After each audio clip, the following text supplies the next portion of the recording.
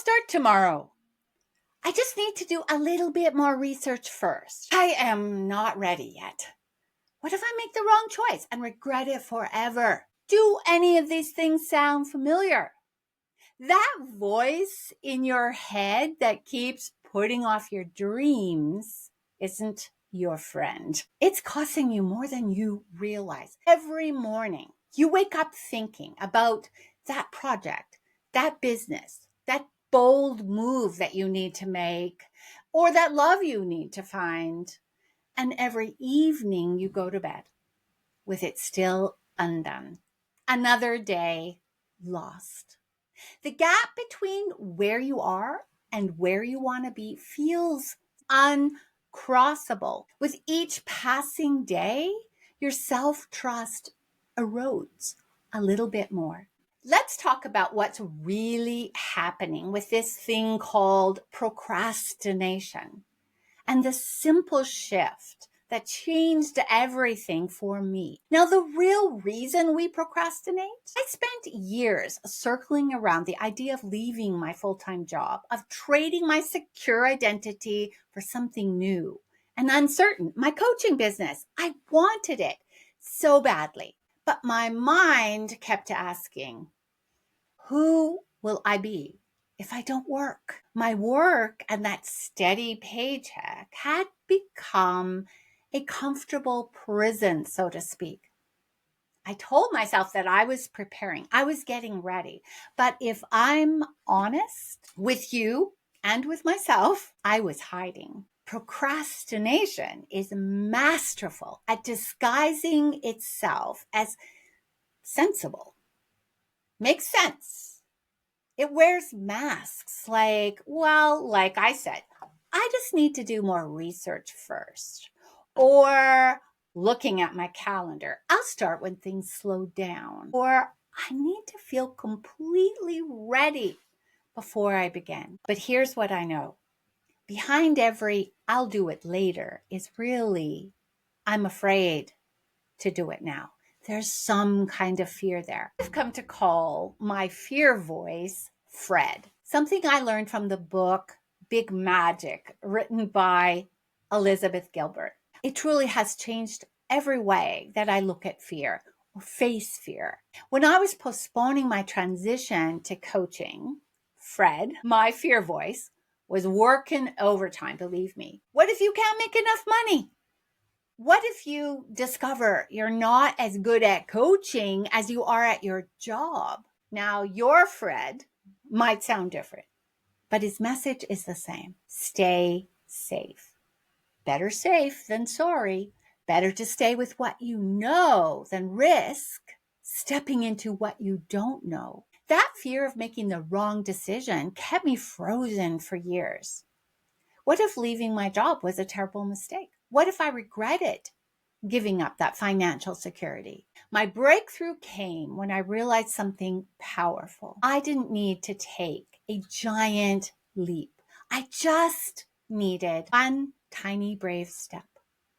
For me, that tiny brave step was simply changing my morning alarm to say, be a coach, instead of just the regular beeping noise. I think the music was still playing. That small action cost me nothing and risked nothing, but it began shifting my identity every single morning. Then I started to envision the life I wanted with coaching clients, writing this vision over and over, just as I had done when seeking love after my divorce. I wrote a picture of the love I wanted over and over again. That was another tiny brave step. The power of tiny brave steps is that they're small enough that even Fred, your fear voice, can't object. Change my alarm message? Well, I guess that won't hurt. But each tiny step builds evidence of your capability and momentum towards your goal, which is what you need. Want to know how you can apply this approach? Identify one project you've been postponing. Break it down to the smallest possible first step, something that takes 5 minutes or less. Do just that first tiny step today. Nothing more required.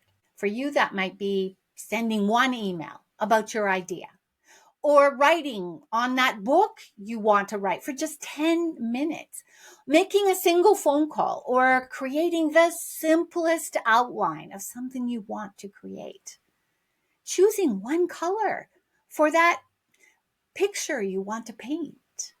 Taking that first tiny action does something powerful. It proves to your brain that movement is possible.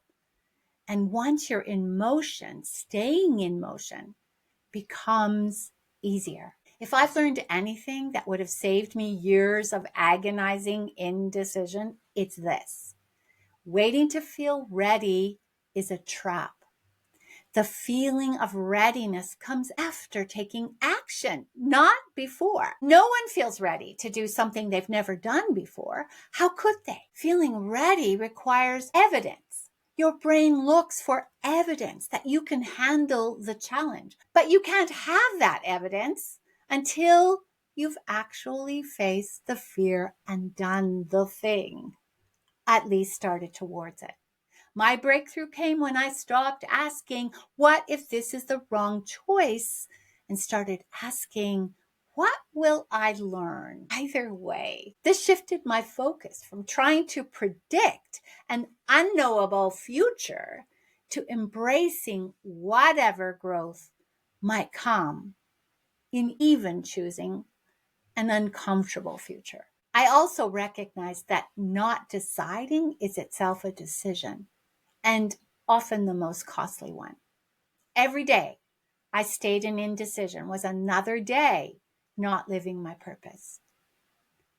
Looking back at my journey now, I would tell my former hesitating self, the future you're so afraid of is actually more beautiful than you can imagine. The financial security I was clinging to wasn't the real issue. It was fear of trading a known identity for an unknown one.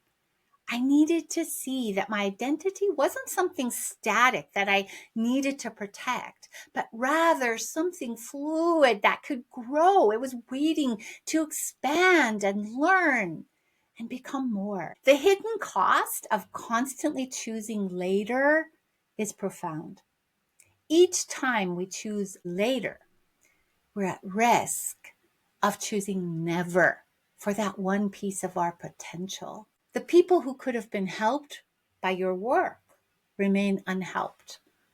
The growth you could have experienced remains unexperienced. If you remember nothing else from this, remember this. You don't have to feel ready, confident, or fearless to begin. Those feelings follow action, not precede it. So I want you to try these 3 practices this week. One, name your fear voice. When those procrastination thoughts come up, say, there's Fred again, instead of just blindly believing them as truth. Secondly, take one ridiculously small step today, something so tiny your fear can barely object. And 3, celebrate that step as evidence of your capability, regardless of the outcome. It does not matter, regardless of the outcome. I tell my clients, don't focus on being brave enough to fly off the cliff. Focus on being brave enough to take one step toward the edge today. If you're ready to take that one brave step today, I want you to put a heart in the comments. That's all, just a heart. But if you feel a little more courageous, tell us what you're taking that step toward. What's the project? What's the dream? Remember, you can walk this path from not enough to brave enough. You don't have to do it all at once, but you can get there one tiny brave step at a time. You can do hard things.